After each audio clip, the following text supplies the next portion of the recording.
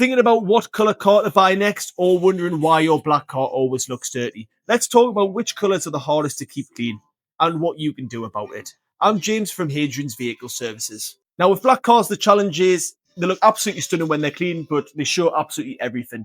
Dust, water spots, swirl marks, fingerprints, pollen.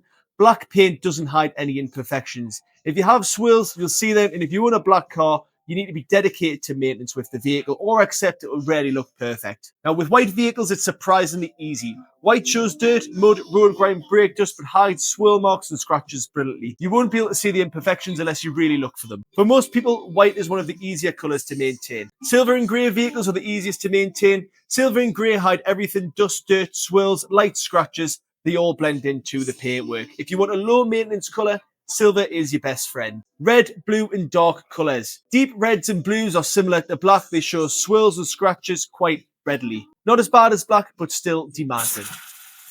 Now, what to do about dark colours? If you want a black or dark coloured vehicle, you want it looking great. 1 is wash correctly. 2 buckets always, proper mitts, no machine washes. 2, paint correct when needed. Remove those swirls professionally.